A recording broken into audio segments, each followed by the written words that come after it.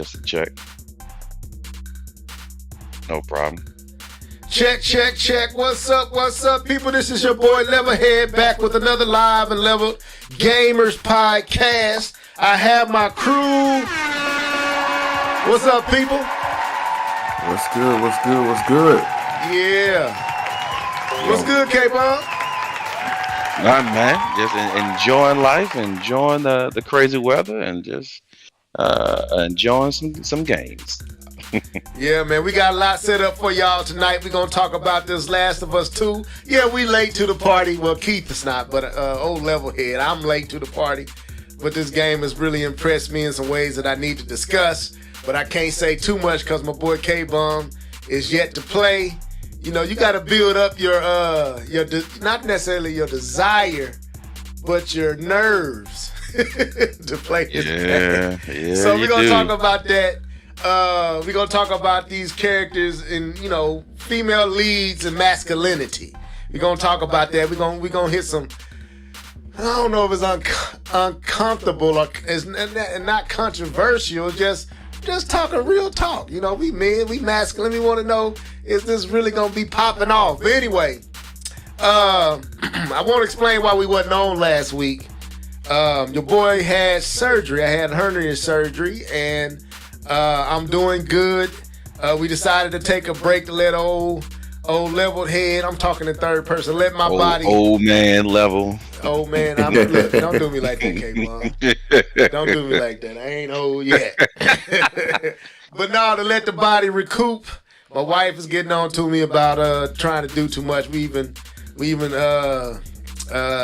shut down everything. Basically, everything that I normally do was kind of canceled and postponed. So, but I'm back. I'm happy to be back. I got a funny story. I've never been put to sleep before. So, they rolled me into the surgical room, Keith, and they transitioned me to the surgical bed, right? So, they talking to me. It's like, yeah, we're gonna give you this. We're gonna give you this anesthesia. It's gonna knock you out.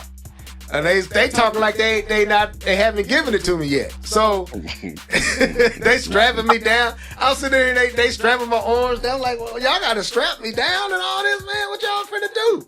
So they strapping me down. It's like, yeah, we're gonna give you this anesthesia. It's gonna knock you out. Dude, I don't remember when they gave it to me.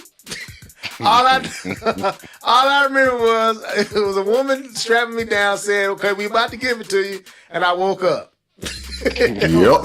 That's it. I was like 3 hours of my life. I can tell you nothing about it. I can't tell you what they did to me. But the after effects, I went through some things, man. The doctor didn't even come and prepare me for all the stuff my body was going to do after that anesthesia. But it's been about a week and a few days, man, but I'm feeling better. My body's starting to realign and everything kind of getting back. And I'm glad that I got it done because I can do stuff that I couldn't do before. I'm still on a restriction. Give me a little vacation out of this, man. Been off for the last week and a half. Probably be off another 2.5 more weeks, maybe 3 more weeks. So it's all good, man. But yeah, so that was what's going on in my life. Appreciate you guys for keeping me in your prayers. K-Bum, and Keith. Y'all was holding the brother up in the prayers, so I appreciate all that. And your boy doing good, man. If man, that anesthesia ain't no joke. Man, that's the same exact experience. Like, I'm sitting there talking. It was an old friend of mine. And we was just sitting there talking, and next thing you know, I'm waking up. And then she's showing me pictures, and I'm like, what? I don't even remember nothing. That's some crazy stuff. Right, bro. They did me dirty. It's like, yeah, so we're going to give it to you. Like, they ain't gave it to me yet. This is what they said, Keith. They was like, we're going to give you this one that's going to calm you down. I was like, oh, okay. So they gave me that one. Then they said, we're going to give you a pre one. And I guess it's supposed to set up. I don't know. All I know is they said, well, we're about to give it to you, and I woke up. I was like, oh. So, to this day, I argue with my mom because I went under when I broke my arm when I was a kid, they had to put it back in place, and they gave me anesthesia. And I was having a conversation with my mom. Her was talking. I was telling her the whole time, "I'm not going to sleep, Mom. I'm not going to sleep." And you gave me anesthesia, and then I woke up. It's in the conversation. Continued the conversation when I woke up, and to this day, I tell my mom I didn't go to sleep. I don't know how they put my arm back together. I got that cast on me, but I know I didn't go to sleep. So yeah, Bro, I feel you, bro. I'm gonna say this though. If that's how surgery is, I'm thanking the Lord for anesthesia, because I'm glad I ain't had to experience no pain. Just wake up, everything numb. I was drowsy as heck, but your boy made it through. So man, I thank the Lord for keeping your boy, and I thank y'all for y'all prayers. Anyway,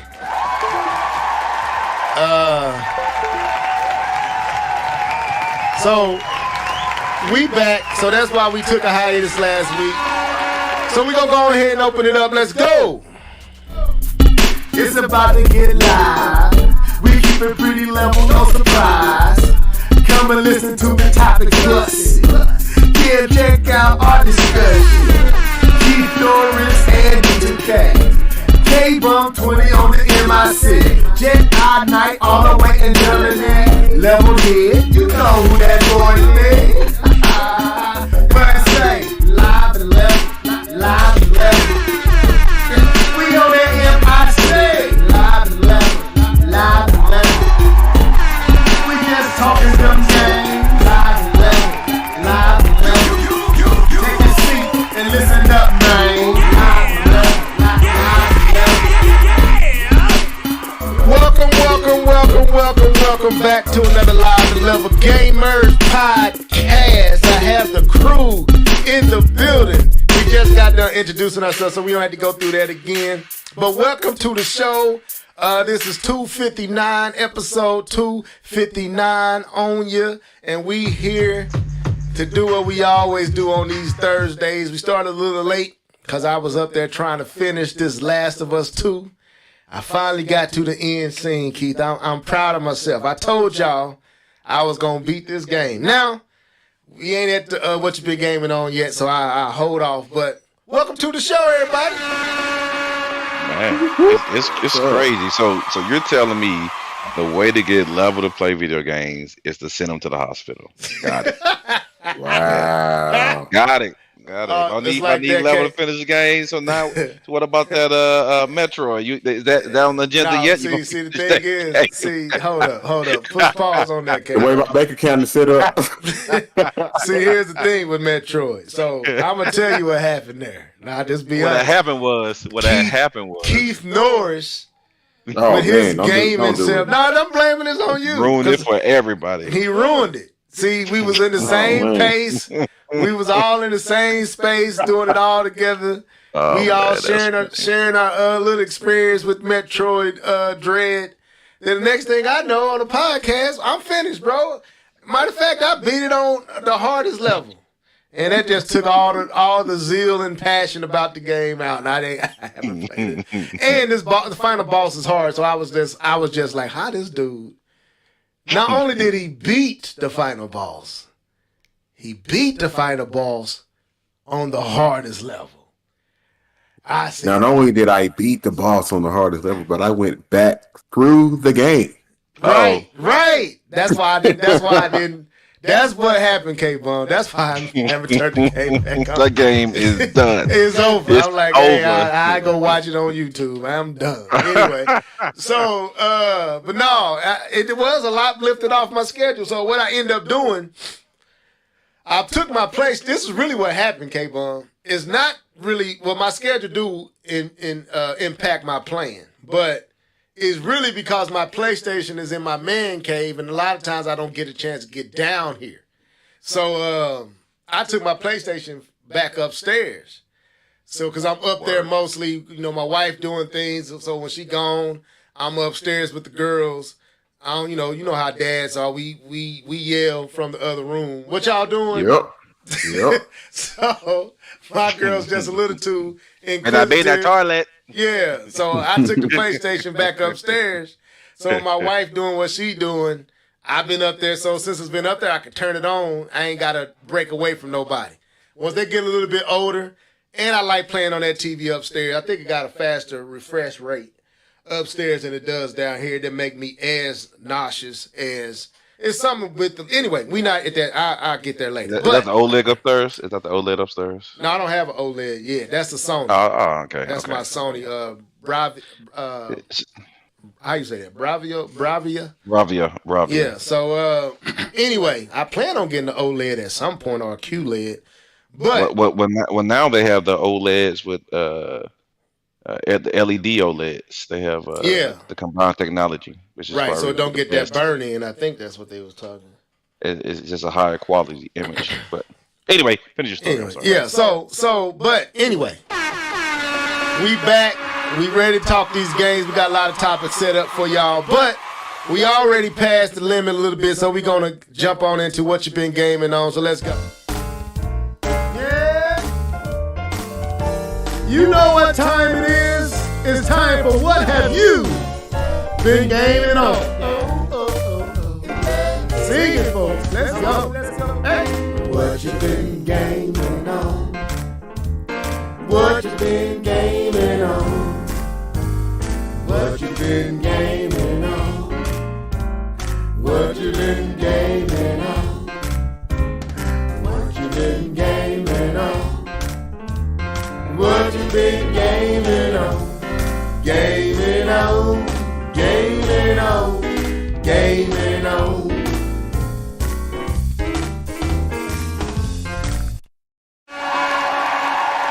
All right. What you been gaming on? I'm gonna come at my boy Mr. Norris, cause I know K-Bun probably gonna have about 20 games since he back off vacay. He gonna have a whole bunch. So let me start with Norris. Norris, what you been gaming on, bro? Man, just playing. Not this time. I've actually been gaming on that Xenoblade Chronicles. Can I hear myself? Yeah. I've seen you talking about it on Twitter. Yeah. That's right. Yeah, I've been playing Xenoblade Chronicles 3. I really tried to slow down and really try to appreciate this game. So my take on Xenoblade Chronicles is this, massive open world game. Not gonna get too deep into the story as I'm still kind of early, but this massive open world game that you really don't fully interact with the world the way you would like a Zelda and other things, right? So just think back to those old games where you're running and then enemies come and you got to fight and it changes screens or whatever. But in this game, of course, you can still move around freely, but you're not freely attacking. You're doing auto attacks. And you can change from each character in the party to take advantage of their abilities. You got attackers, defenders, healers, so on and so forth. And you basically play the game like a strategy, right? So with the guy Noah, one of his, I think it's called a edge strike or something like that. So you have to stand behind the enemy, right? And it'll give you like a little indicator. And while you're doing it, it's building up all these points or what I can't think of the name of it, but it's building up your system or whatever, so you can use bigger, better moves. So to me, that's the whole game. And then there's the story. You're using your characters and just basically fighting and trying to figure out the best strategies for each enemy. And that's pretty much, to me, at its most basic. And then there's just this massive story. Think of it this way. The story to me so far is you got certain people with color and then you got certain people who without color. And they both live on the same planet. But yet, for some reason, they want to treat each other bad. And so on and so forth. So that, to me, that's the story, because you got people and they're like, oh man, we had the same thing over here. So it's like their government is lying to them or whatever. You know what I mean? Trying to keep them separate and fighting and things. But overall, Xenoblade Chronicles is a good game. That little bit of snippet, it's a lot deeper than the cartoonish look that it gives off. I don't know if I sold anybody by that, but it's actually pretty fun. It's actually pretty fun once you start to really understand the buffs and all the little things and how many hit points you can get from one enemy. So is it turn-based? It's not turn-based. But it's not free combat. Free flowing combat. Right. This is new thing that I don't know. Actually, I think it's kind of like Fantasy Star Online. So it's not free. You don't do any of that. You just got to get your character in position to use their special moves, right? Um, I was watching some video because I watched some videos to kind of understand the combat, and because the game will tell you, you can go into the menu and you can learn about the combat, but it's still a lot more in depth than what they're telling you. But one of the guys, and I'm gonna shut up now because just go play the game. But one of the guys was saying, one strategy that he uses as he plays as the healer, and he let the team do all of the attacking, right? So he'll be sitting there noticing that everybody's losing life. So because he's in control of the healer, he can manually heal people and keep the fight going until you get to that those chain attacks, those special attacks, those fusion attacks. It's a lot to it, but I don't know. I'm gonna go back and probably play the first one and the second one.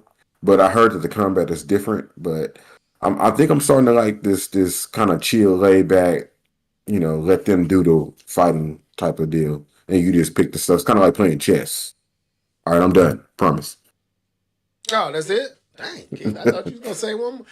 Okay, now I've never played any of the Xenoblades, and I'm curious. You kind of know my taste. Would you recommend for me to pick up a game like this?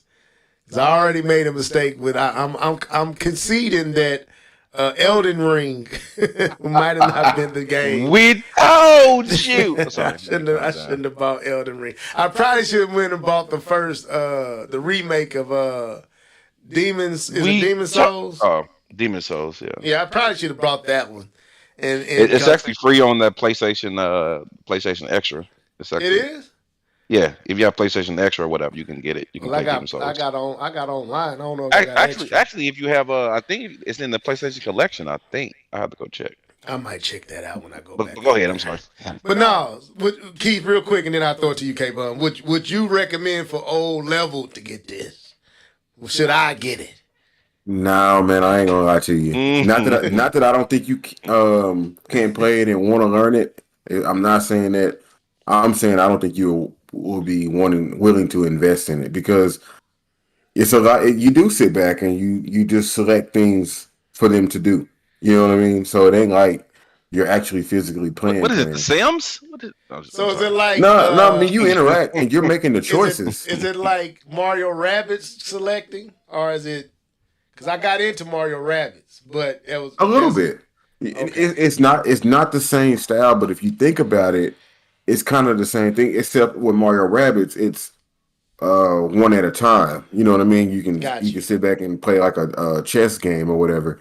With this, it's all happening at one time. It's all chaotic, and you got to just focus on your character. Then it's so many things going on the screen. Real time. It's real time, but except you're not actually swinging your sword. Because I don't like tedious. That's what would take. No, it's not tedious. It's not tedious. It's not tedious. I might think about it. I don't know. I just ain't never played any of the Xenoblades, and I didn't get the whole appeal of them. Anyway, not to draw this out any longer. K-Bum 20. What have you been gaming on? What have your boy? So your boy K-Bum has been gaming on.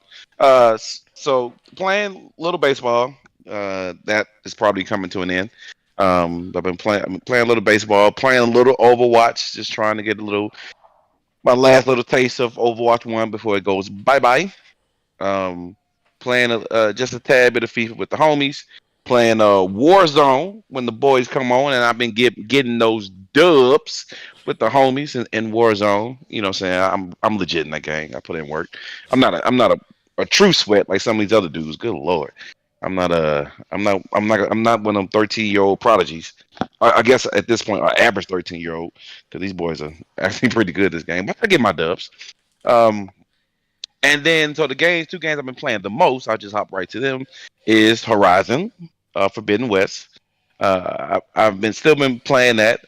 I'm pretty much just sticking to the story mode, to the main stories. I do a little of the side quests, but I've been sticking to the main story because this game has exceeded its time limit with me, how long I like to play games. I'm a tight 20-hour gamer when it comes to single player games.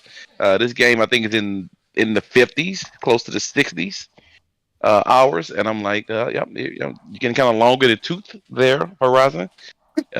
So I'm ready to get to this story because unlike the first one, I'm not invested in the story. I thought I would. I'm not invested. I've done I've done things I usually don't do, which is skip cut things. I usually watch all cut scenes. I've skipped a couple because I'm like I don't really care.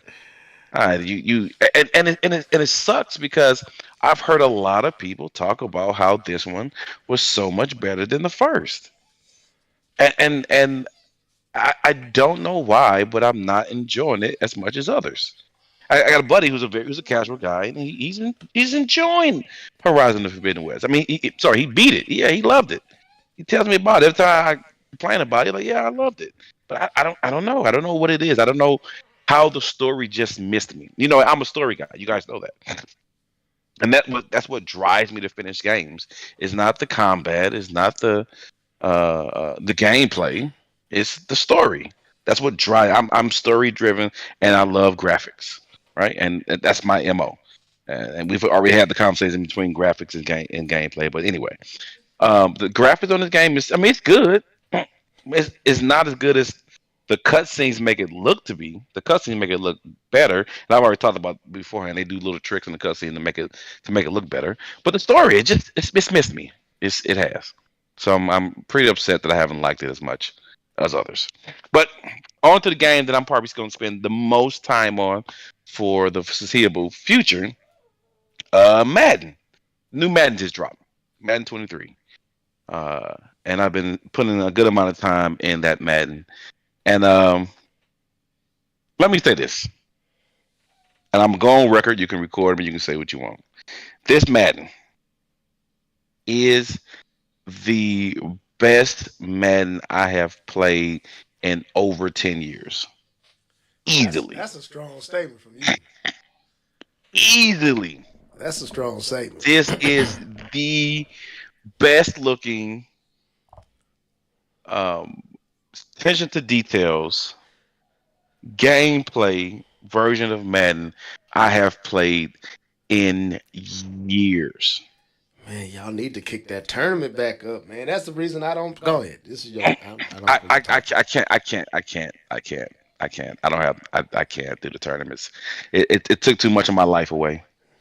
That's the only way I'm gonna play like that, man. If I'm it took too much of my life away, man. I couldn't do the tournament. Yeah, sorry, I'm 54 hours into Horizon. Yeah, 54 hours. Wow. I can't do the tournaments.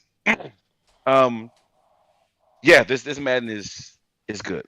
I am happy. I'm very happy for this Madden. It is, and it's actually across the board getting well received from people who spend their entire time on the internet complaining about Madden. Even if you go in forums and you see people talking about Madden, you don't see the people complaining about Madden like they did before. This is a really good Madden. So if you haven't played Madden in years, this is the one to jump on. It is visually, it is a beautiful looking game, and the gameplay is the other match. Is it on sale? I thought I saw it on sale. It's not even out yet. Sorry, the regular version of the game is not even out yet. Oh, okay. It doesn't come out till tonight. Tomorrow. I got the advanced version that you get quote unquote early. Oh, you got special inside privileges you ain't telling us about? Nope. You spend more money. That's how you get it. All right. Okay. Now, let me ask you this while you were... Well, I was going to ask you about another sports title, and had you been keeping up with it, was NBA 2K 23? Yes, 23.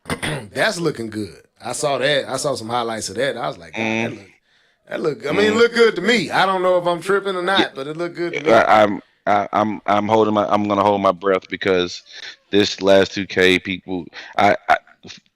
people are how people felt about Madden for those years, people are now feeling the same about 2K. Okay. Yeah, I As mean, in, I know that. I know you was. I know yeah, y'all was complaining about it. You and Taz. yeah. We'll see. We'll see about 2K this year. All right. I still need to see how they're going to do the Microtransactions. well, microtransactions is going to be there. That's not going to change, and I'm not going to hold my breath on that changing. But how they're going to do the my player, I'm just wondering how they're going to do it this year. Okay. So, Well, since everybody has win, I guess it's my turn to go. So for me, man, this week I've been playing. I played a few things. Keith, I got a chance to check out those new stages on Mario Kart. What was those cups? I gotta remember them cups that they. Did you see the Digital Foundry video? No, you sent it to me and I didn't get a chance to watch it, bro. I planned on it. Oh man. Well, I mean, there's mixed feelings about the stages. I know from what the title was saying, if I just gauged with the title, it was saying that this ain't good enough. But I didn't watch the video. And I don't mean to cut into your time, but they pretty much said what we said. And they talked about how bland and basic everything looked compared to the native game. Yeah. And then the fact that they had the side-by-sides made it even worse. Good God.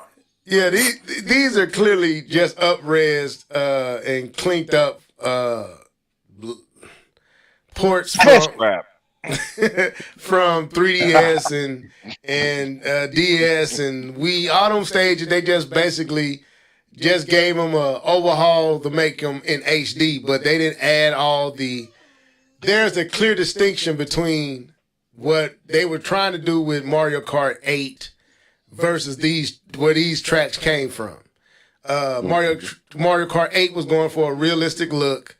When you go back to the older cups, it's like night and day. But I'm gonna say this: I actually enjoyed these two cups, these two circuits or whatever. Me and the girls been playing, and I'm kind of enjoying it because I've gotten over the disappointment in the textures and all that. So I'm just enjoying it for the challenge. And I would say these stages race a lot different than the original tracks. You gotta approach them. What do you mean? I'm talking about like the base game, or you talking about the original of the pack? The first. The second two. The first two did too, but I was just so disappointed with the aesthetics, visual aesthetics, that it kind of dampened the whole thing. Like these graphics look horrible. But now that I'm past that, I'm just racing on the tracks. These stages feel more diverse. There's multiple routes in certain states. Like if my dog don't stop licking my arm. Okay, so let me go to it. I want a Pacific Mario Kart new stage. I want to bring up. I don't want to take too much time. New circuits. Courses, that's cool. Wave 2. So, let me see. Okay, the one called Paris. I don't even know how to say that. Promandia? Or something like that. Like that stage, you literally got multiple routes that you can go through, and the stage is constantly changing on each lap. It changes. So the first lap, you go these different directions. Then when you come back again, the whole stage changes the direction you can go. So it's like you racing a whole different. It ain't like you just going around the same track 3 times. When you go around the first time, a new section of the track open up and the old section is blocked off, and you go in a whole different direction. And then when you come to the third lap, it's a whole unique lap of its own. That was kind of dope to me, and it causes you to race a lot different because you can't predict that next turn. When you turn left, this time you turn right. So I like that. And then there's one particular stage, I think it's Toad Circuit. Yeah. That stage, no, not Toad Circuit. Let me make sure I got that right. I think it might be Toad Circuit. That stage race is different as well. Like it is a different feeling how it races, and because they're not doing the whole gravity stuff. So a lot of them stages ain't really dealing with the gravity, if that makes sense. So you just racing, and it felt different, noticeably different. You can drift a lot more. You can hold your drift. So I thought it was pretty cool. I ain't gonna say that they was great, but they wasn't as bad. They not that bad. They don't look as good as the older stages, but it ain't that bad. But I am ready for another Mario Kart. Shout outs to Taz. Welcome to the show. Who else up in here? So I played that. The new circuits. So you just gonna look past Taz's comment? Let us say, man, leveled. What's up with the Ninja Turtles? I tried to get on, but your boy said, "No, I'm telling the truth now. I hit you up. I said, hey, y'all trying to get on these turtles? You said, I'm going to bed. I'm in the bed, bruh. You too late. That's what you told me." So. That is a true statement. You did hit me up once about turtles, and I was going to bed. That is an absolute true statement. I will stand by that. But we can get on it tonight. I want to beat it. I mean, I beat it on with the girls, but I want to beat it on hard. I want to see what Shredder really can do. So let me know. We can jump on it tonight. But anyway, I played Ninja Turtles as well. Speaking of Ninja Turtle on the Switch, and I've been playing Solo Dolo on the PlayStation 5. But beat that on the Switch. But it was on easy. So I don't feel like it's fair. I ain't even want to mention it, but since Taz brought it up, I guess I'll bring it up. And that I ain't gonna front. What's his name? The rapper. Ghostface. That song was dope. That Ghostface, the Shredder background music stage music was dope.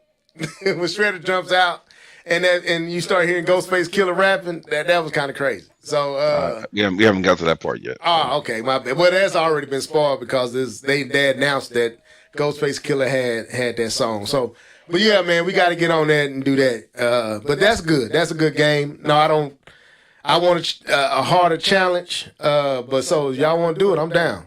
But y'all be on y'all other stuff late at night, so Level can't get in. He gonna watch y'all play FIFA and all that. So, yeah, we got time. Just depending on what's going on that night. Just depending on what's going on. If y'all ain't got nothing on tonight, we can do it. But what else? So let me get to the main thing, and then we'll transition into our topics because this is going to kind of lead into one of our topics. So I told y'all I was going to get on this Last of Us, and I was going to beat it. Now, K-Bum trying to say that it was because I got hurt. I was able to get it in. No, part of that statement is true. I give K-Bum that. Injury in life slowing down and all the stuff being moved off my schedule has allowed me to get on it on a consistent basis, and I ain't been pulled left and right. But the truth is, I'm going to be honest with you, the storyline, it's like you, K-Bum. I just wanted to see where this thing was going. Now, I kind of jumped the gun at first, and I tweeted, I think it was Keith. I was tweeting at Keith. We was talking back and forth, trying to be careful not to spoil anything for K-Bum. And I made some statements that, Keith, I'm going to kind of have to walk back. I know originally there's a lot of controversy around this game because of and we're going to kind of talk about this, the dominance of the female role characters in the game, their sexual orientation, all that was kind of what was kind of overshadowing the game. It was a lot that was a big deal. And I think they did a poor job of marketing this title. I think they went too hard trying to pull that out in that time with that whole movement. I think, who makes this? Naughty Dog? That's correct. I think Naughty Dog put too much emphasis on that and not just the game. Because I think if they just would have let you discover that in the game instead of trying to make sure you know that Ellie is this way and that and all that stuff, with the whole weird E3 thing they did, it was just, they really was trying to push that. I think they were trying to get a part of that wave at that time. That was a big thing at that time. So, now that I've actually played the game for myself, I'm here to tell y'all this is probably one of the best captivating stories that I've ever witnessed in a video game. This game will challenge you on your moral compass. This game will make you do things that you've never done with a protagonist before. And I'm not spoiling because you don't know, because there's so many. It's unique. When I say protagonist, it's unique. And I know, and anyone that played the game understand what I'm saying. And that's for K-Bum's safety, that I don't spoil anything for him. This game takes you on a journey. And you get to see multiple sides of this journey. And it leaves you in the middle to figure out where you stand in the reckoning of it. How do you feel about all this once everything transpires? Then you look at all these characters from a full, when you get the full story and the full impact and engagement, now you look at these characters, you can look at them and be like, do I like you? Do I feel like you? Do I like you? I thought I wasn't going to like you. Then I found out I do like you. I thought I liked you, but I found out I don't know if I like you. It's like all that. It's a lot of, the storyline is heavy, man. I'm just going to be real. Like, Naughty Dog, this is movie level writing. This is, K-Bum Keith, this could have been a movie. And it's going to be a TV series. it got the makings to be that, because, man, it deals with the psyche of humanity in a way that I've never really seen. Like, who's right and who's wrong. It deals with that dynamic. Who's really right? Is anyone right? Is anyone, that's the question that you end up, was anybody right in this thing? That's everybody's right. Right. Everybody's right, meaning everybody's wrong. So I leave it at that with the story. Gameplay. The only thing that bothers me about Naughty Dog games is the motion blur and the sickness that comes with it. Like, this game had my eyes watering. If I played for more than an hour, 2 hours, 3 hours, my eyes watering, I'm starting to feel that like heavy, tired, like, oh my God, my eyes can't take no more. But the game was so good, I forced myself through that part of it. Like, that's the only negative. One thing I love about this game is they force you to scavenge. If you don't scavenge, you ain't making it through this title. You got to look through every drawer, every cabinet, every room, every closet, every bathroom, and be prepared for whatever's coming out of that joint. Because if you don't, you ain't going to make it through it. You got to go look for stuff. And I like how they force you to craft your weapons. I like how they force you to move. The AI is really intelligent. They ain't overly intelligent, but they're intelligent enough to where they give you a challenge. They flank. They communicate. They got this group called the The Scars. And I like them because they had this crazy way of communicating with each other. I ain't gonna say what they do, but when they communicate with each other, it throws you off when you first time you hear it, and you like, what is that? And then I was just and an arrow through your throat, and that's it. You know what I'm saying? So I like that. I like the clickers. I like how this is how this game makes you overcome your fear of dealing with the clickers and the infected. After a while, you like, I don't care. I'm going up in this joint. I'm blasting everything that come in my way. And your nerves keep on, you know how in the first one, after a while, your nerves just, okay, look, I got to deal with it. I got to deal with it. But it's this one part that you got to deal with, this one particular one. And I'm not going to lie. That was the most heart-pounding experience, man. And it was so grotesque. It was just foul. It was just foul what these people was doing to these. The game really, like I said, the game is good. Once you get past all the, I don't know where you fall on the lens of, sexuality and all that type of stuff and how you feel about that part of you, feel certain ways, that's going to challenge you because there's going to be a lot of it in there. A lot of same sex engagement. And I'm not going to front. Some of the scenes was a little challenging for me, you know what I'm saying? To have to, trying to watch, and they don't let you bypass the cutscene. You got to watch it.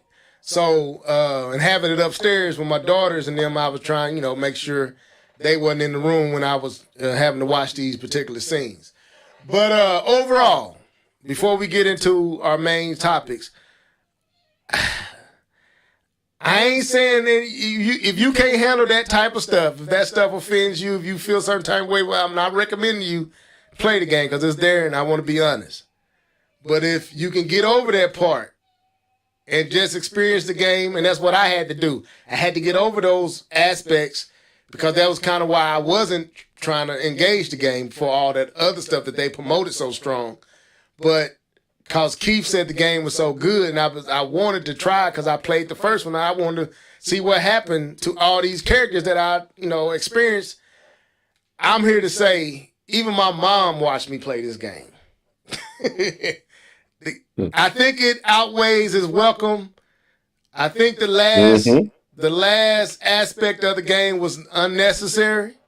Well, the first one did too. I thought the last act of the first one was kind of unnecessary. Yeah, this one is more egregious than that one, K-Bum. But you ain't gonna even know that's what's happening. But even after you finally get over that this ain't done, it pulls you in even on that part. So overall, I'm gonna say story-wise, this is one of the best stories in gaming. Period. Some of the best writing, some of the best character development, some of the. Are y'all familiar with Game of Thrones? Oh yeah. And when certain characters you didn't think would die, this gonna hit you. Death happens, and it happens often, and to people you wouldn't expect it to happen to. So, at the end of the day, I enjoyed the game. I still got the final cutscene to go through to wrap it up. But level, I enjoyed this game. They finally they got some good weapons in this game.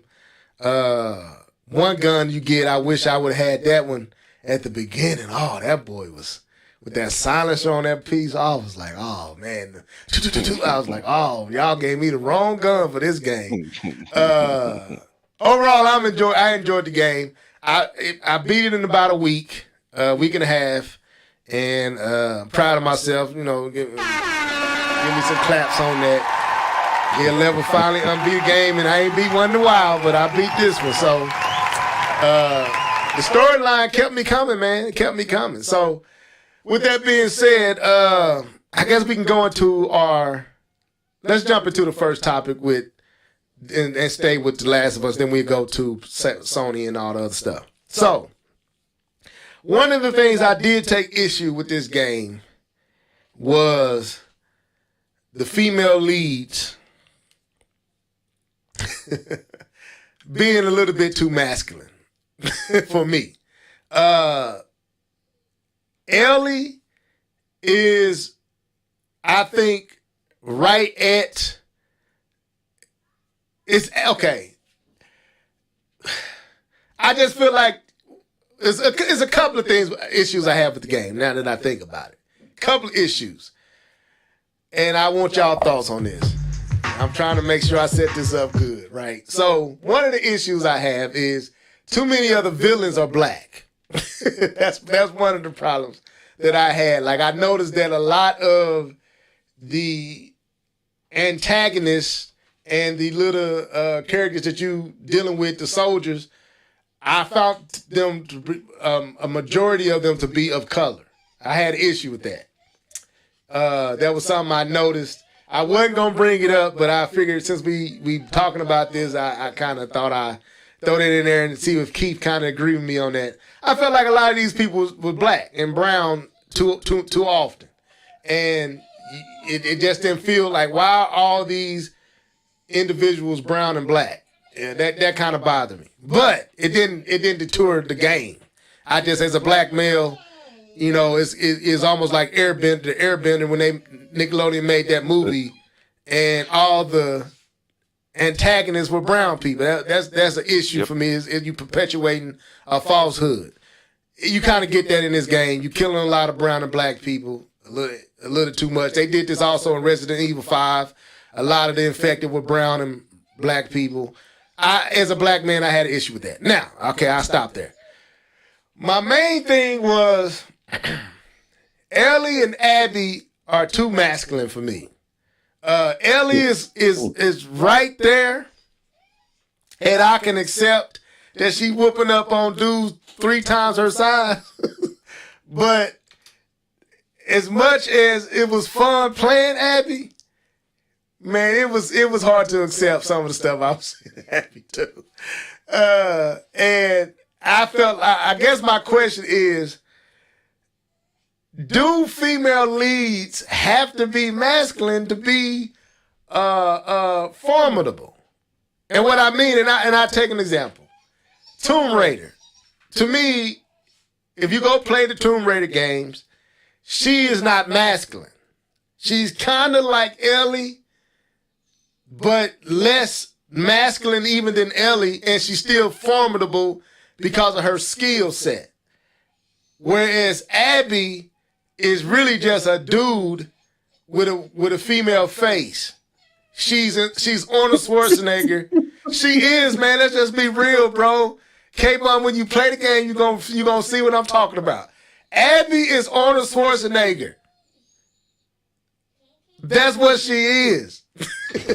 So I open the floor. I guess I come to Keith first, cause then K-Bun, I'll double back to you. Am I tripping? Boy, I'm finna hand this one right back to. No, I'm just playing. This one you can get in trouble with this one. Yeah, I know. Like, I know. I'm trying to be careful, man. I'm trying to be careful. Okay, because I'm thinking about this in several different ways.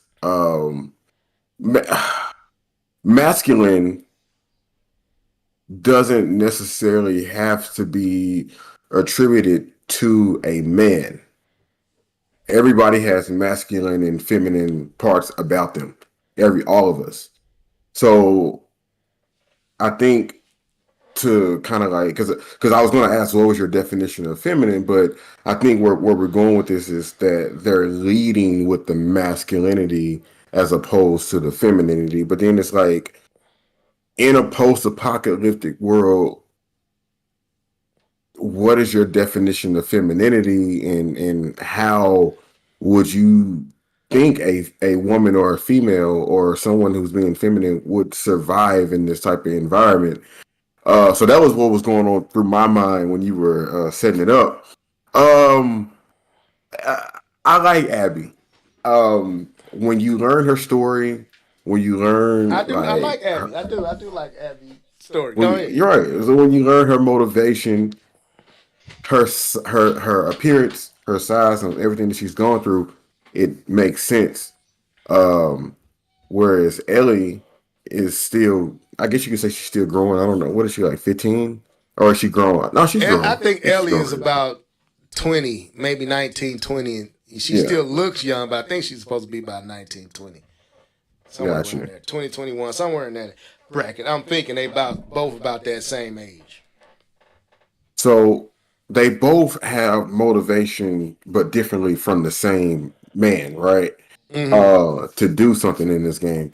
And Ellie's, I didn't even really consider Ellie to be masculine because Abby is such a beast in this game. Like she is the whole I know in the game. Right. So I didn't even really consider or think about Ellie being masculine because of her sexual orientation, but she's definitely masculine looking back with her relationship with her partner. I was gonna say her name, but I'm gonna leave all that for K-Bun. But is it too bad? I don't know because now I'm just like, I wonder what a lead feminine, like leading with your femininity. What Does I that ain't even? okay. Let me step in the mud and then y'all let me take all the shrapnel if any criticism come back. And shouts out to First Name Basis. I appreciate what you said, bro. That's what we strive to do on this podcast. That was one of the things me and Mr. L Live started with, and then why I chose the individuals I chose to be on our podcast. I wanted individuals that were respectable, understand that we ain't here to add to the nonsense. We grown men, we can conduct ourselves as grown men. So I appreciate you giving us that kudos. He said, I just want to say how much I appreciate you guys and how you carry yourselves. It gets old listening to never end the profanity and childish behavior with every other podcast. So this 52-year-old gamer thanks you. We appreciate that. That's what we strive to do, bro. There was something, speak on that real quick when we get back to this topic. There was something I noticed with all the podcasts at the time that me and Live started this, was we wanted to be different. We didn't want to be everything was MF and F this and suck this and all that. I couldn't listen without putting earphones on with my girls around. So I was like, look, if you want to be the difference, be the difference. So we started the podcast, and our thing was we was going to be non-profanity. We was going to be clean. And I seen others attempt.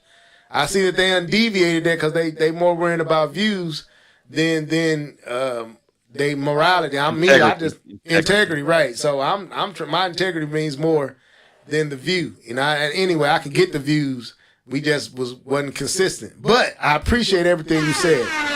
Real talk. And he said, I don't have any feminine in me, Keith. Sir. That's Taz. That's Taz. Okay. That's my brother. Let's go. Okay, so Keith, and then I got to get K-Bum in on this conversation. So, okay, this is what I mean. Ellie is a problem. Ellie is a tactician. Ellie is scary, and I can't wait to K-Bum experience this.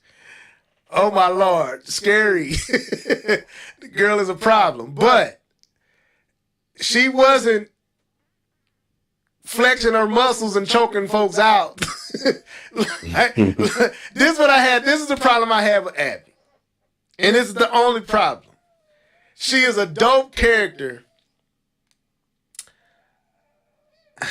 This is crazy. I don't know how to say this, but she is a dope character, but a lot of aspects of her didn't match. And it was like,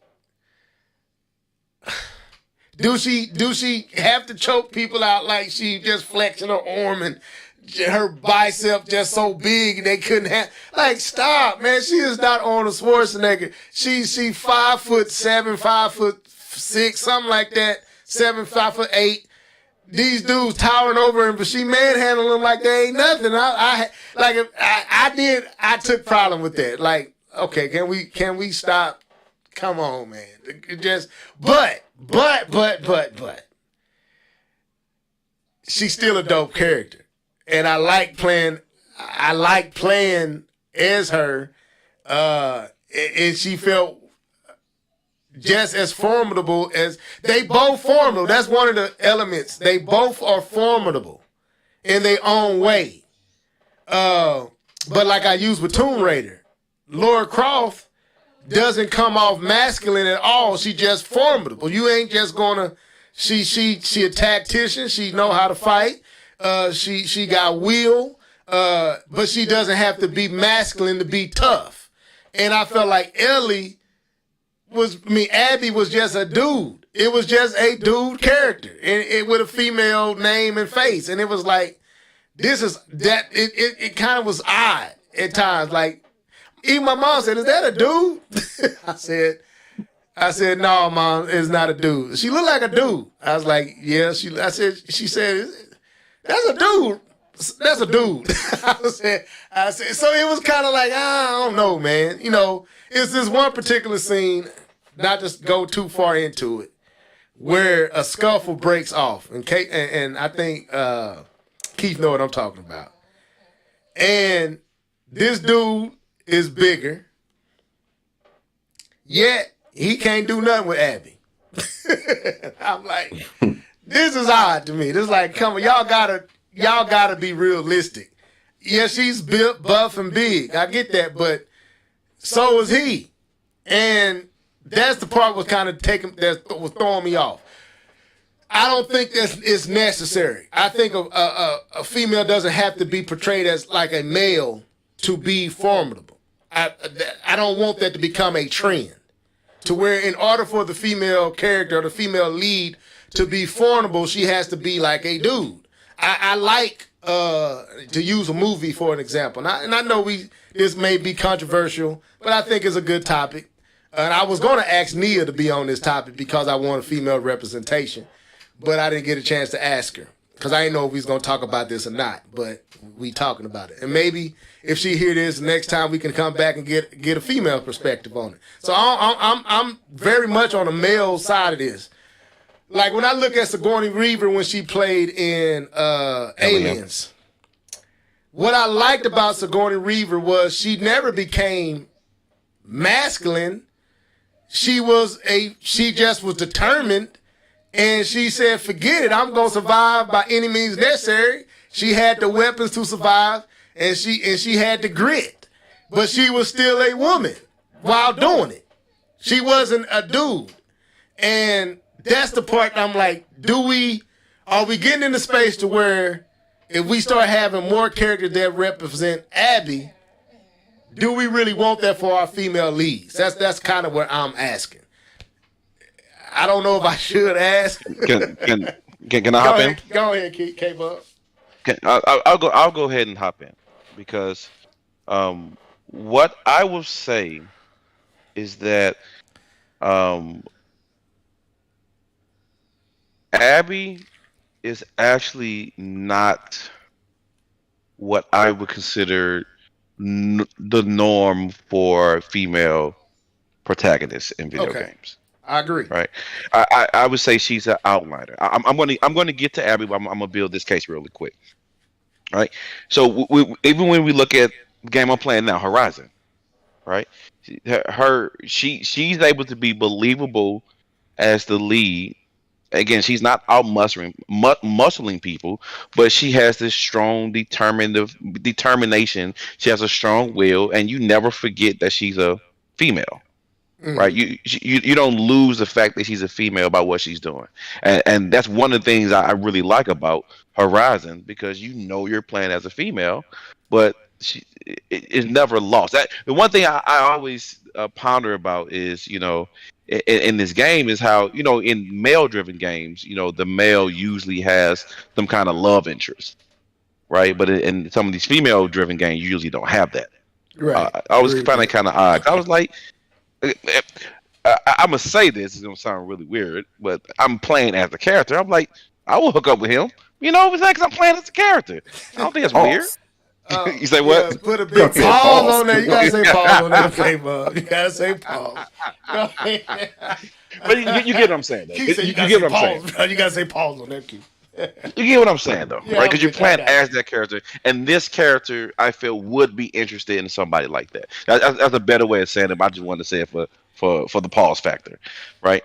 And I think about other games like Control. The lead character Control wasn't masculine. And I think about other games. I think about I just had a couple that I was bringing up. I did want to bring up even Overwatch, right? In Overwatch, they have this. Say what? I'm sorry. I got a flip side to this too, but what do you finish? I'm gonna get back to my main point. Even Overwatch, which has this humongous Russian girl who's actually the player I played with the most. Her name is Daria, and she's a tank, and she's like the third biggest character in the entire game, but she feels believable. But you never forget that she's a female. She's a female. It's not lost in her character, right? So I'm gonna go back to my main point. The main point was that Abby is an outliner, right? But I think there's a thing that we're missing here, right? And the piece that we're missing here is that Abby is not a trend starter. This character is not someone that's going to that now all video game makers now need to follow in this path. I believe Abby is representation. Yeah, That's what I feel. definitely. Yeah, absolutely. I feel that the reason why she's there is for people who look like her, who feel this way, who are that way, feels okay with seeing themselves in a video game, and that's how I took it. Right, I didn't take it really. For what I know of Abby, I've tried to stay away from it having the information, but you can't help but hear some of it. But when I think about Naughty Dog, even thinking of the other Naughty Dog games, right? They had an entire game with two lead females, and none of them was masculine.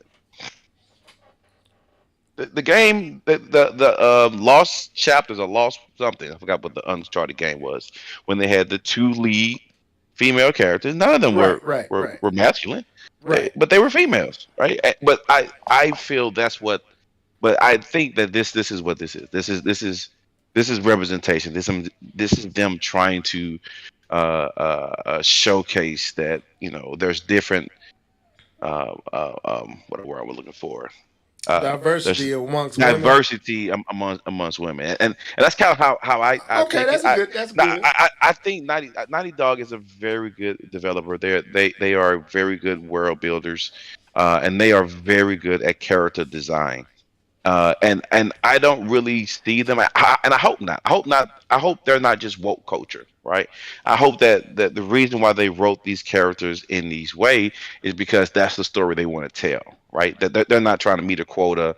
That they're not just trying to catch the wave, because Overwatch has done the same thing, right? They write good characters and they don't create characters for the wave. They create characters because they love diversity. They love exploring these backgrounds of these characters. And I give Naughty Dog the benefit of the doubt, right? That they did this because this is kind of the story they want to tell, and not that they're trying to appease people by creating characters like that. So that's kind of the angle I come at this conversation. Okay, my mom give you claps on that, bro. That was very good and well articulated. and I agree. I think Abby is meant to represent certain ones, females that are. I mean, I'm pretty sure. I know there are females out there that's like Abby. Even more so now than before. I cannot wait until. Go ahead, Key. No, my bad. I was just saying I can't wait till he actually play the game. Okay, when you actually play the game. Yeah. Because her character design is based on one thing and one thing only. Right. And I'm not going to spoil it. Right. So she's motivated, put it like that. And like I said, Abby, I mean, it's a roller coaster with all these characters. And I don't want to spoil it because the same more. I don't want to lead K-Bump. I want K-Bump to engage these characters on his own. I will say I do like Abby, and I didn't expect to, but I did. I ended up liking Abby and what she represented, even though, boy, there's just some stuff. But anyway, I guess on the flip side though, why I don't want, and it ain't just Abby, because I think Ellie. And some aspects about Ellie that's just overly masculine. But I do like the fact that the female leading characters now ain't overly sexualized. Like Bayonetta, and other characters back in the day, Lara Croft back in the day. That's why they reimagined Lara Croft, because they felt like it was overly sexualized. She had to look like a certain way to be appealing as a female lead. Whereas the new Lara Croft, I liked her. She was a woman who, just kind of grew into the character. It wasn't because of her bust size and her hip size and none of that.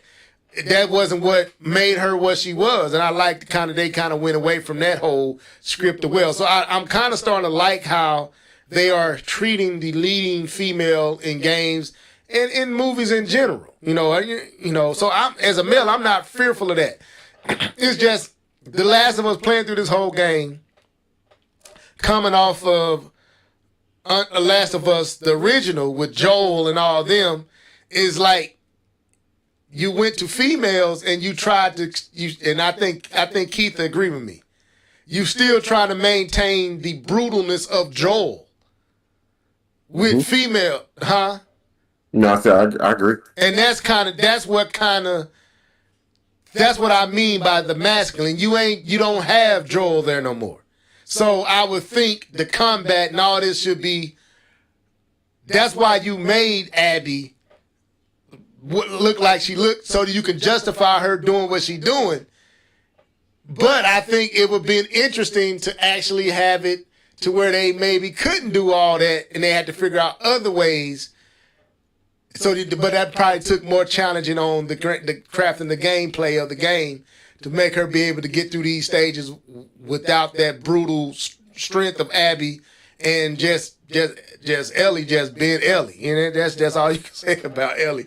The girl is a problem. But yeah, that was my thoughts on it. But outside of that, the game is amazing. It's a roller coaster of emotions. I never felt this about a lead character. Like, it's weird. That's weird. Let me ask you this. Yeah. I want to ask you this. Do you think Lara Croft is masculine? No, I don't. I think that's what I was trying to explain.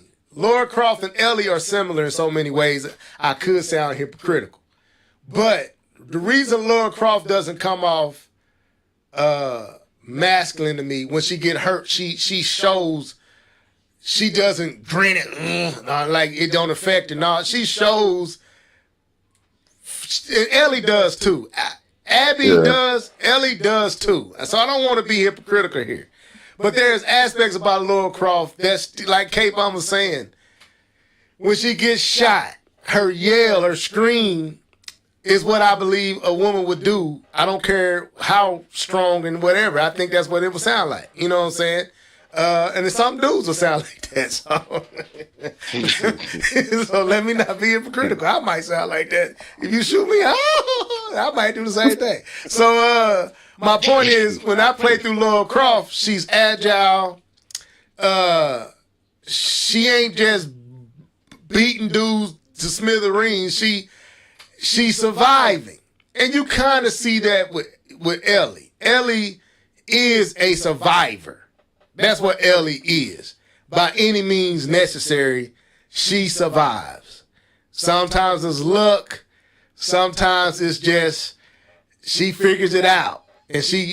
But I would say Abby was almost like a dude in the game. It was just like a dude with a female voice and face. And that kind of was strange. But like you said, K-Bum hit out. That's what I thought what K-Bum said was good. He doesn't look at this as a template for other lead females. This was basically, we want to show all types of females, and she does represent a type of female. That's legit. So on that part, I was like, okay, I like that. I agree with that. I don't want to see a whole bunch of Abbies, but I like Abby. I just thought I'd bring this up and get y'all thoughts on it. Any final thoughts on that? Okay, well, no. Okay. So I did have a quick final thought, because go ahead. I did think, even going back to the first game, I did think Ellie was, one thing, she wasn't your typical little girl back in the first one, and she wasn't really. She was kind of cutthroat back then too. Mm-hmm. Like I said, I haven't played this one, so I don't know how cutthroat she 20 is now. times what she was on that one. But I'm just saying, you really didn't see her be a kid, especially in the first one. And it goes back to what. No, finish. My bad. Oh no, that's it. That's all I want to say. Well, it goes back to what Keith said, and you gotta factor this in. You talking about a post-apocalyptic world, right? Where survival is an everyday experience. You can't walk through with scavenging for food, with all that. It's everything is survival. So I'm pretty sure at some point you do a girl would harden. And there's other aspects that you gotta, and I can't go into why Ellie, why I would say Ellie is masculine. It ain't really the gameplay part. It's the storyline part that makes Ellie a problem for me. Abby's gameplay is the problem, not her. Abby's character is not masculine. Far as just her. She ain't masculine. It's the character when you playing her, that's when she's like who is this She-Hulk? But when she talking and engaging with her friends, Abby is very feminine. So you have to play the game. They are night and day from each other, even though they are the exact same. This what I thought, Keith. They are, when you flip a coin, that's what I was gonna say. If I was to give this how this made me feel, this game says flip a coin. It's heads and tails. They both the same coin. One is heads, one is tails. But it's all the same coin. And that's kind of where what the game is. But you gotta experience it though. You gotta experience it. K-Bone, you're gonna have a lot. You're gonna be just like me, bro. You're gonna have a lot you're gonna want to say once you get through this game. I'm telling you, you're gonna be like, we gonna probably talk about The Last of Us 2 again.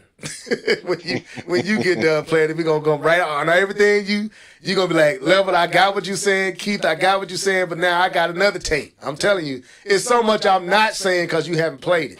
So yeah, when you get a chance to and you get through it, we'll bring it back up again.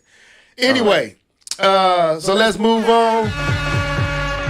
So apparently these rumors about the PlayStation 5 Pro and Xbox Series Pro, K-Bomb, you kind of brought this up. Where you want to go with this? Well, I kind of want to talk about talking about this is I can bring it up. I can kind of lead into it if you want me to do that. I can kind of be the one that kind of lead into the topic. So there's been some rumors, and there was some rumors that popped up last year. There's been some recent rumors that popped up about a month or so ago, and also been even sooner rumors about the PS4, possibly a PS5 Pro controller, similar to the Pro controller that the leaked controller that the Xbox has. That they're thinking that Sony is coming up with their own, right? But even with all the information, there's been some rumors that there is a PS5 Pro on the horizon and an equivalent for the Xbox, right? And so I kind of wanted to bring the attention to the chat, and just kind of ask you guys, what do you think about the rumors first? Do you think that there's any substance to a PS5 Pro? All right, because the PS3s, we didn't have anything like that. The PS4 was the first time we got introduced to these mid-generation consoles. Do you believe they're going to do the same thing for this generation? That there's going to be some mid-generation gap that we're going to fill in? Is that something you guys think is going to happen? And if you do, like, what are must-haves, right? And in your list of mid-generation stopgap consoles, what are your must-haves for the system? What does it have to do to get your money, right? And so that's kind of the question I wanted to bring up, because even going back to the PS4 Pro, I believe if I'm remembering correctly and reading correctly, that was 3 years after the PS4. So 3 years after the PS4 Pro emerged. And I believe 2013, 2023, 2024 is what they're looking at, and especially what's fueling these rumors is the PlayStation VR 2. They're also thinking that they're going to drop a new, more powerful PlayStation to take advantage of the new graphical upgrades that the new PSVR system is going to be able to output. I heard that thing costs like $399, almost the exact same as the PlayStation. The PSVR, that would be dope if they can. I mean, if the price of VR system has actually dropped over the past several years, so it wouldn't surprise me if they can get it back down to that price. $399. Yeah, it wouldn't surprise me because the price of those VR system has dropped. Right, there's like a $299 system that you can utilize. So yeah, they're definitely cheaper. So it's kind of the questions I wanted for us to kind of talk about a little bit, right? So first part of the question was, right, do you think there's any substance to this? Do you think this is going to happen?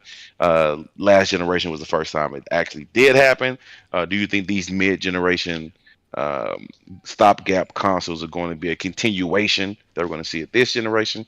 And also, if, speculating again a little bit more, what does a mid-generation console have to have in order for you to spend the money for it? Right. So that's kind of the broader sense of the conversation I want to have around that. Let me ask this question real quick before you answer that, Keith. I thought let you come in, but first name Bessie said, who started the pro trend? Was it first? Was it Sony or was it? I think it was Microsoft. Didn't they come with the pro? I don't remember who did it first. That's a really good question. Or was it Sony? The PlayStation 3 didn't have a pro, right? None of them had a. No, it had to be Microsoft. I mean, technically, you can say, it was Microsoft because they had all them elites. They had this version, that version, and that version. They had the regular Xbox, the Elite Xbox, and the so and so Xbox. Now I don't know if one was more powerful. I know they had more hard drive space. I don't know if the power was the thing. So that's kind of where I'm kind of. No, man, get away from Over King. Don't. But yeah, he trying to crawl. I got too many cards over here, man. I'm not gonna be rubbing. I want to say Microsoft, but if I'm going with power, I would say wasn't the S more powerful than the Xbox One S? Wasn't it more powerful than the Xbox One? Wait, what? The Xbox One S. No, I think that the S was just a smaller, a slimmer. Didn't they add a DVD? Go ahead. Are we talking about the current S or? No, that's what I'm going back to the one. The I think the S Xbox was just One slim. S. Then you had the Xbox One X. But the X came after the PlayStation Pro. Good Lord, this is confusing. Real, but the S, I know it had a DVD. No, the S was just slimmer. It didn't have any more power. I thought it had. It didn't have any extra power. No, it was just because I have an S. That's what I have. That's right. That's right because the original Xbox One X was huge. Right. Yes. And they trimmed it down. That's right. And it had the ability to play Blu-rays. I thought they all did. Or the one didn't. Yeah, it did. It was a 360 that didn't do Blu-rays. That was the HD. It's something with the S that the one couldn't do. I can't remember what that is though. I think it was maybe some of the slots in the back. They had different slots in the back. I think that was the thing. Okay. Well, anyway, I want to say Microsoft, but if we go on power, then I'm gonna say Sony. Yeah, I don't know who did it first though. Okay, well, I just wanted to answer first name basis question. Try to anyway. We don't know. First name, we don't know how to look at it. If we looking at multiple tiers of systems, I'm gonna say Microsoft. If we looking at actual power boost, I think it's fair to say that was Sony. But I don't know. I don't know. Because there was something different about that S. I don't know if it was more stable. It was something about it that was different from the one. That was on a not necessarily power but stability. It ran better because I watched too many videos talking about how it ran certain games more stable and this, that, and that because I think something about the CPU was different. But that ain't the Pro though. But I say Microsoft, but it could equally be Sony. So I don't know. But anyway, Keith, go ahead and answer the question that K-Bomb kind of set up. Gotcha. Do you say it again? How you said that, K-Bum? Do we want a new? How you say that? So the first question was, do you is there anything to these rumors, right? Do we think that there is going to be a mid-generation console for this generation? You know, Well, we let's had one answer last that year, one. Yeah. last time, but we didn't have one. We didn't have one for the PS3, right? So, do you think that they're going to continue the trend and they're going to have a mid-generation console, a pro version of these PS5s and Xbox Series X? Yeah, no, I don't. I'm not even sure because I'm not sure what the next thing in tech is. Like, as our TVs have gotten better, our sound systems have gotten better with the Dolby digital. Everything has gotten better, but I don't really know what the next thing is. We're already doing VR, so how I would tackle this is what's the new trending thing out there, and I'm not really sure what it is as to justify why making one. Now, if you simply said, especially in the case of the PS5, we want to get more on the shelves, so let's find some cheaper parts that's just as powerful or powerful, and they come up with a slim model to get more on the shelves. I can see that. I can also see them trying to fill in that gap between their power level versus the Xbox One. Xbox Series X. Yeah, I can see them trying to close that gap. But other than that, I don't even know if people are complaining about the current models. What would I like to see? I don't know. I'm not even a console owner to give a legitimate answer. I'm not a PS5 or Xbox Series X owner to even give a legitimate answer to know what's missing. You know what I mean? So I don't know if I can answer that question. To me, they're fine. But I know that from a marketing standpoint, from a mindshare standpoint, they need to make some noise, even if it doesn't even do anything for the games, like it loads faster or something like that. Like they're using the top of the line SSDs right now. So I don't really know where else they could go or what they could do outside of adding more GPU power to because there's still a gap between these consoles and PC. There's still a gap. Right. So, make something that has better ventilation for the increase in power to run.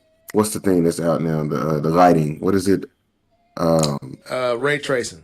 Ray tracing. Perfect ray tracing or something like that. I don't know, but I think there is. I think just mind sharing, just word of mouth. I think they have to do something to keep You think they relevant. will? You think they will? Yeah, I think they will. Especially in the case, it just makes more sense for Sony to do it because they don't have enough on the shelves. Versus Microsoft, they have a really sleek looking console that I wouldn't want them to really go away from that. Like I really think they have made like a beautiful little piece of art, you know, even if it doesn't have any games. I'm gonna say this. I don't think it's nothing to these rumors. I think it's just rumors. I think gamers don't have nothing to talk about. They always this is what I really think it is. I don't think this is coming from Sony or Microsoft. I think this is coming from gamers who in the information age, who have podcasts and YouTube and Twitch channels that need to have something to talk about, and it ain't nothing much to talk about, so you create stuff to talk about. Just speculation is people, and just look at Super Metal Dave and how many people tune in this dude to be wrong every time he say something. Don't none of the stuff he say come to pass. But brother got 3,000-4,000 views. No matter what he say, he getting them views because people love to dream, speculate, and wonder. Me personally, they haven't even utilized the system that they got to the potential they need to be utilized to even be talking about a pro anything. We still dealing with last current gen titles. The only current gen title that I've played that ain't on last gen devices is Ratchet and Clank. And that was a first generation PlayStation 5 title. I want to see these. I want to see. I don't know if we've actually even seen the PlayStation 5 and the Xbox Series X pushed yet. To be saying we need a Pro, you telling me that the capability of these current systems have been maximized. I don't think that has happened yet. Now, because when we start talking about the Pros with the PlayStation 4 and the Xbox One, the reason the X and the Pro was a thing because the original 1 and 4 were already pretty much out the box obsolete. They rushed those two systems, and they was already talking about new systems coming pretty much within the first year of those systems releasing, because those systems were released in a rush, you know. So that's why I think we got the Pro, because that's what they had to give us the Pro, because they was already maxing out the PlayStation 4 and the Xbox One out the gate. They had already maxed out them systems. You were seeing frame rate issues and everything. But like Keith said, you got SSDs running like the load up time for these games is instantaneous. We still playing last generation titles, cross generation titles that are. No, we ain't. That's why I'm saying this is rumor. Now, will we see a Pro, PlayStation 5 Pro? I say it depends. It depends on how fast it takes them to fully tap out these systems, and if it happened in a time frame to where a new PlayStation altogether is in the works, almost like the PlayStation 3. They never had to make another PlayStation 3. They never had to make another 360 because them systems took a while to just be fully tapped out. And I don't know if the PlayStation 3 ever really got it fully tapped out. Naughty Dog did some crazy stuff with Uncharted 2 and all them games on the PlayStation 3 that still looks good to this day. Whereas the PlayStation 4, I mean, a lot of them games look good, but they ran at 30 frames per second and all that. It was you could tell that system was a rush generation. So for me, if they were to do a Pro, is what Keith said. I want to see ray tracing, full ray tracing at 60 frames per second, 4K. That'd kind of be what my mind would go. But I don't feel like we there at all. I think this is just boredom and people just need something to talk about. Because I really do. Only Pro thing I want to see is a Switch. A new Switch or a Pro Switch. That's the only system that needs to be talking about something new. The PlayStation and the Xbox they ain't even tapped out the the Xbox One X yet. It's still stuff they can do with that system that'll match right current. That's Microsoft's fault. Right, that's what I'm saying. So, no, we don't need a Pro. I mean, unless you're trying to get par and equality with PC, if that's what the aim is, which I don't believe that's the aim. I think if you want PC quality all the way out, you get a PC. You don't. That's not what you don't buy a home console to get everything PC gives you. That's why you go buy a rig and build you a rig to get all those bells and whistles. You getting basically close to mid-level, top-tier PC gaming, and K-Bone, we haven't even tapped. We haven't seen nothing with these systems yet. I don't think Ratchet and Clank is representative of what the system is capable of. I think it show you this thing is capable of something, but we ain't seen. I don't think what is it, God of War, Ragnarok is even going to push this system because it's a cross-gen title. So once we get into where they're not making any games for the PlayStation 4 and the Xbox One X and all them systems, and we see when they put all their energy into the PlayStation 5 and Xbox Series X and beyond, then we might be able to have that conversation. But that's way too early. We probably 2 years or too early on talking anything Pro. So that's my take on that. No, I think it's just rumor. I get it. I understand your take, but they actually take you back. I believe, and I know this is one of the things I was saying, is that when the when the PS4 Pro was announced, we were saying before it was announced, we were probably saying some very very similar sentence, right? Because I remember us because level. Did you even get a Pro? I was until I was like, and then I came over to your crib. I sat down and watched you play. You was playing Call of Duty. What was that title? It was a Warfare, not Modern Warfare. It was an older. Advanced, probably Advanced Warfare then. Yeah, and I was looking at it. I was like, and then I think you put in, I want to say Overwatch and something else, and I was like, it looked good, but it wasn't big enough of a leap for me to say I'm finna go out and spend another $3.99 or what was it, $2.99? No, I think it was $3.99. Yeah, $3.99 for a about Pro. $3.50, something like that. I said I'm just gonna wait on the next PlayStation, and of course we got the next PlayStation literally 2 years later. So I bought the 5 for $3.99. You know what I'm saying? So, but that's the piece that I wanted to bring up. That even then we were thinking that I know you're saying that they were maxed out, but we didn't really think they were maxed out. We didn't think what they were trying to give us, that the Pro was going to give us, what was that greater than what we were already getting, the capabilities we were already getting on the PS4.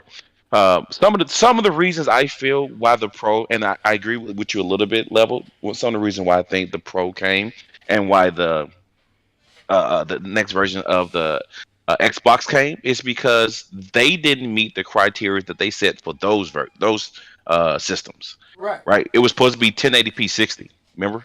yeah. That was the statement. It was 1080p 60, and they couldn't hit 1080p 60 with those systems. So I do fully believe that those systems, the next version of those systems, were brought out a little bit sooner because of the fact that they couldn't even meet the criteria that they set for themselves. Now, read what your brother put in the chat.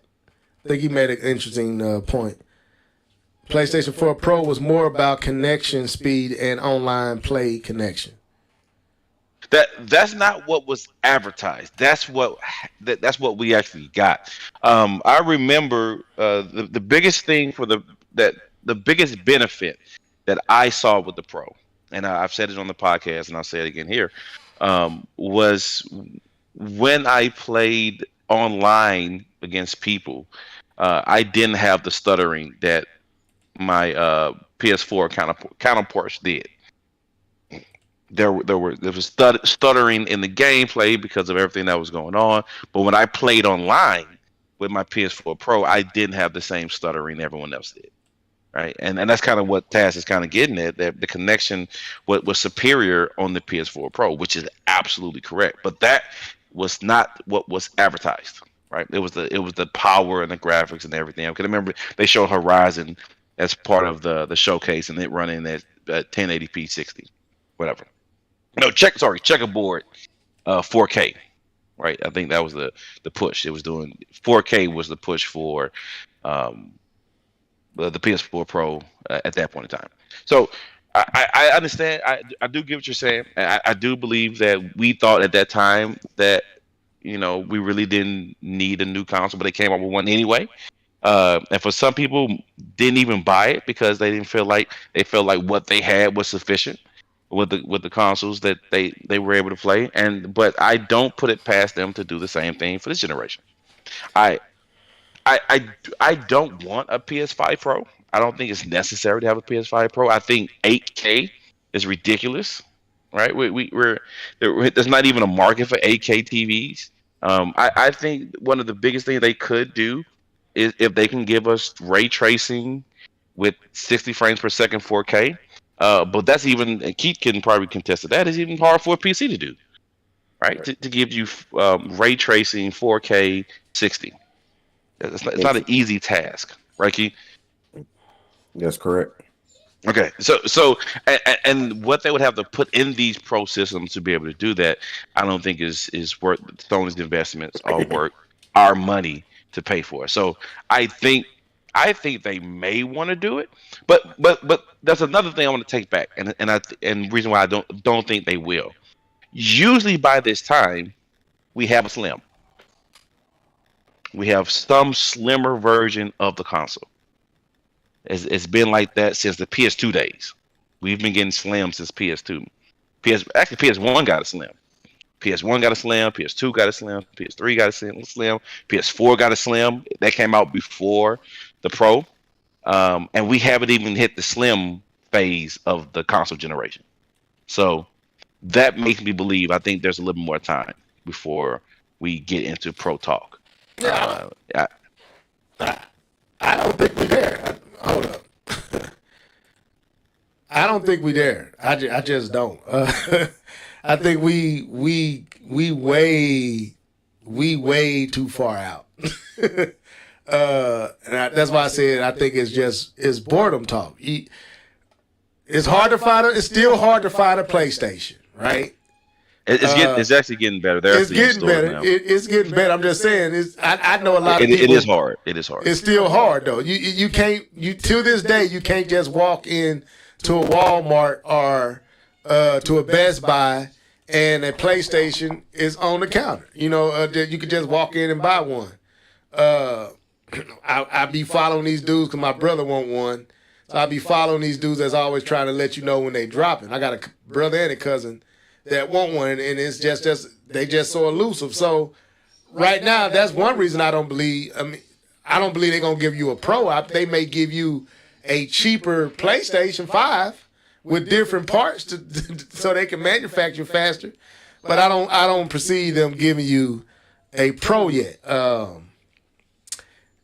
I think we can revisit this in about another 2 years. Then we may start hearing Pro. But I think by that time, you're going to start hearing the next PlayStation 5. I don't think this is a generation we going to need a Pro. I really don't. Last generation, me and you kind of both echoed the same thing. Them systems couldn't even do what they set out to do at all. They couldn't do it out the gate. They couldn't do 60 frames, 1080p, nothing. You know what I'm saying? So it was 1080p, 30 frames. So the Pro... and I remember them. Horizon was the game they was really showing off with the Pro. Yep. With it being at 60 frames per second, and it was tantalizing. It was kind of like whoa, but I was like, do I want to spend $399 for something I'm going to be engaging for maybe 2 years, and then I'm gonna be buying another PlayStation? I said, and that's when I made up my mind. I'm just gonna wait. Right now, is the PlayStation 4 is good enough to where I'm not tripping, but when I got the 5, I was like, I can't turn back. Now that I got the 5, I don't want nothing. I don't want nothing that's giving me. I don't want no experience unless it's Nintendo. You got to be 5 or better. Xbox Series X or better now for me, unless you're Nintendo, because I accept that from Nintendo. But no. I'm spoiled now. Call me a graphics, whatever you want to call me. I'm all that. I want the bells and the whistles. I ain't buy these TVs for nothing. So I got HDR on my TV for a reason. I can set it up the way I want it.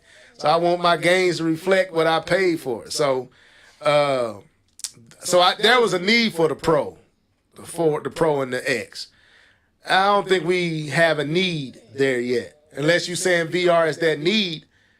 But I'm thinking they saying the 5 and the X Series X can handle it, the VR stuff. Right. But so I don't see a need for the Pro, a Pro anything. Especially with Microsoft giving you 2 tiers with their systems. They giving you 2 tiers. They giving you a 440p. Is it 440? Yeah, 440p with the Xbox Series S and an Xbox and an Elite system. So to me, the X for them is the Pro. You can get 2 versions. You can get a lesser experience, or you can get the best experience. So I see Microsoft having even less of a desire to do that than Sony, and I don't think Sony gonna do it. I think the 5 is what we need. Is everything we wanted. Everything the PlayStation 4 and the Pro wasn't. The 5 is doing that. I don't see it. King, would you get away from me? Gone. I'm not touching you at all. All right, y'all hear him? Can y'all hear him? All this whining he doing? Big I heard a little something. pit bull over here whining like this. We just got done talking about masculinity. Where is yours? Anyway, I'm messing with him. Go ahead. No, I didn't have anything else. I think we kind of wrapped that up. Okay, Keith, you got anything else to add on there? No, I mean, I think we pretty much wrapped it up. Like, I think the one thing I will say that you said is like we still making game. Well, they're still making games for the PS4 and the Xbox. Right. One. So it's like, yeah, games are scalable, but from the ground up, taking advantage of the tools and stuff, that's a whole different beast. You know what I mean? So, and we haven't seen that yet. Not even Ratchet is that. Ratchet ain't just. They said Ratchet can be on the PlayStation 4 Pro and do all the same stuff it's doing. At least that's what a few developers said. You can do the whole jumping in. I don't know without the cut scenes. Visually, it can be done though. They say without all the reflections, yeah. Without all the reflections. But no, I don't think we there. I don't think we. No, they need to make some ground up. Taking full advantage. When they start saying this cannot be played on the PlayStation 4, the PlayStation 4 can't handle this title. Once we see those titles, which we haven't seen one yet. I don't think we have. That's why I was trying to play this right here. This Gears. And this is the Xbox Series X, and this is a what generation is this? This is an Xbox One X game running on the Xbox Series X, and you can look. This is one of the best looking games to this date, in my opinion. And I want to play it. I just don't have a Series X, and I'm not gonna play it on the one. But I want to play this game so freaking bad, man. I like Gears. So no, I don't see it, K-Bomb. I really don't. I don't see the need. My computer, like, you got too much going on at one time, so I took it back down to 1080p. But this game to me, man, like, we in a good space as gamers. I mean, unless you just want all the bells and whistles a PC can give you, which that you will never get that with a console anyway. So you always gonna be behind PC. So no, I don't see it. And this is you kind of see the comparison. That's the Xbox One. And that's the Xbox Series X, and you can see a noticeable difference. But I'm just saying, I think we ain't seen nothing these systems can do yet, because everything we playing is last generation, really. What game that we play that we can really say is fully taking advantage of the current gen system all the way and can't be done on an older system? We haven't experienced that yet. Like Breath of the Wild, just to be funny, but it's on the Wii U. Yeah. I mean, Ratchet with the whole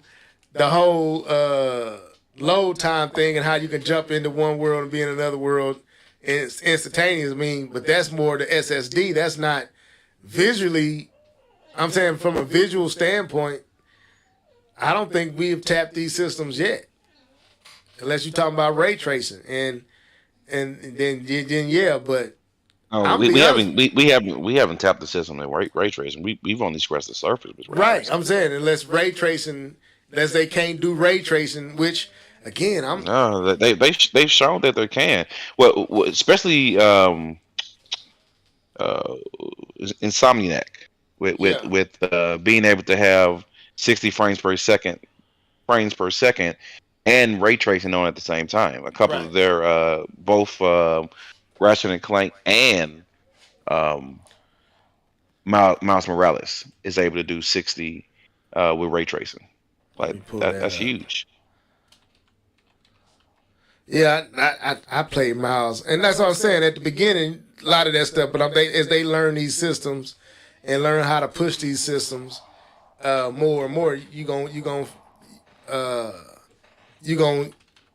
you you're gonna see like H system. The games get better and better.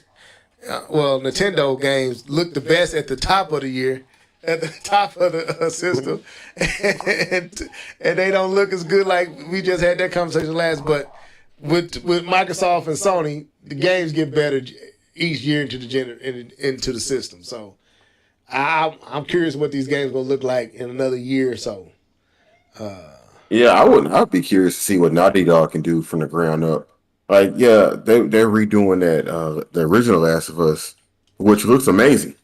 It looks absolutely amazing, but it's still using like the framework of the original game, so it's still a PS3 game underneath all of that paint. But what could they do with a actual PS5 title? Right. That's the question. We until we see that, we don't need nothing pro talked about. I don't want to hear nothing about no. I just don't. Personally, I don't feel like even having to contemplate buying anything Sony or Microsoft.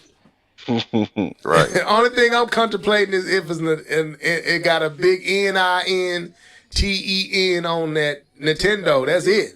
I don't want to talk about nothing Sony or Microsoft past what they currently got out. That's just where I'm at with it. I'm not throwing not a dime they way anything new past the 5 for a while. I'm good. And Microsoft can't say nothing until we get Starfield proper. Yeah, well, they showed us that, and I think their feelings got hurt when everybody was like, "This is not what it do, Microsoft." I might go back. I might have to turn Miles Morales back on, man. It's been a minute since I played old Miles. This game did look good, man. Keith, have you played Miles Morales? Nope. I I don't know which one of my kids did it, but they deleted my original Spider-Man save. And y'all know how I am. I don't even want to go back. Forget it. Yeah, I've been planning on buying getting the updated version for the 5 on the original Spider-Man. I just don't want to buy. I know you can get it if you buy Miles Morales. It's a pack. You can only get it if you buy Miles Morales. And I don't want to buy Miles Morales again. It's not sold by itself. It's crazy. Right, and that's why I don't have it, because I don't want to buy. I don't want to have 2 copies of this game. I don't want 2 copies of this game. But I do want to play that version of Spider-Man. But you do gotta buy that Miles to get that Spider-Man. Yes. Oh man, it's still like $49, man. Yeah, it's not worth it. Yeah, the original Spider-Man isn't worth it. It's not. No, it's not. No, it's not. It's a great game, but just play the regular version. It'll be okay. No, man. If I'm gonna play it, man, I want to play all the bells and the whistles, man. I don't think it's worth buying the Miles Morales twice. So yeah, that's the only thing. If it was Spider-Man, I'd buy it. That's crazy, right? Yeah, I might buy it anyway. I don't know. Anyway, well, I mean, you don't listen anyway, so I do listen. But you look what we just said. Elden Ring. Dude, that's gonna be the bane of me. The Zelda game that we told you not to buy. Yeah, I did buy that. Hey, so you saying just play the regular Spider-Man, you be straight? I got that already. I got the upgraded visual they get for being a PS5 version.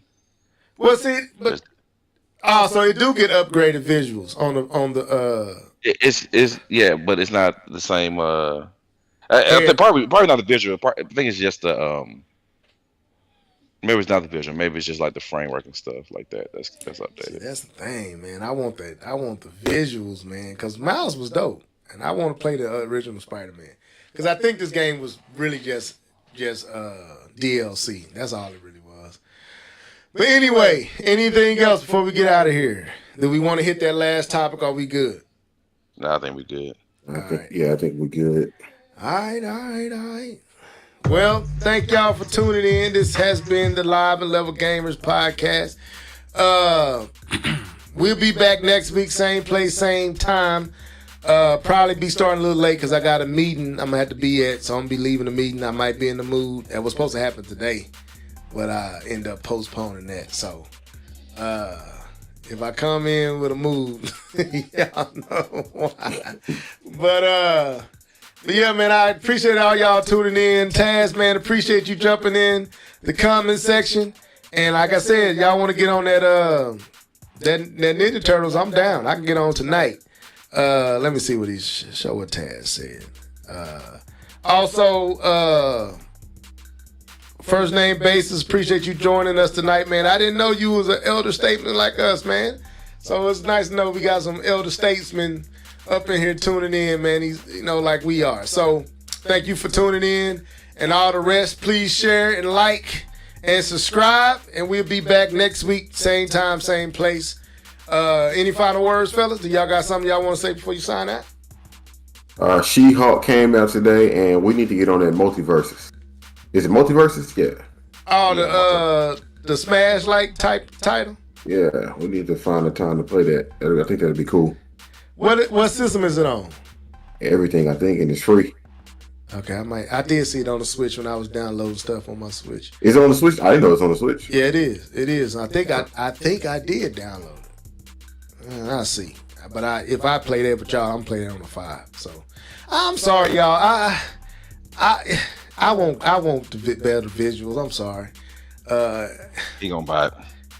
No, not. I'm talking about with the, like if I get something on the Nintendo and it's on the PlayStation 5, I'm probably gonna play it on. That's why I bought Ninja Turtles twice, because it does feel different playing on the PlayStation versus playing on the Switch. It's faster, it's smoother. It's just when I get on the Switch with my girls, I'm like, man, this is slow and choppy. So I play on a PlayStation. That ain't no knock to Nintendo. It's just, hey, look, man, it's 222. We about to be in 223. It's Nintendo. Come on with it, man. 1080p, 60 frames per second. Should come on with it, man. It's time. And upgrade. Give me some power, man. I want a new system. I'm tired of the Switch. I want a new system. They milking this thing. This thing got so many lives. It don't make any sense. It done beat cats. 9 lives. Nintendo. I don't know how y'all got the Switch to last this long without having any issues, but it's time to move on.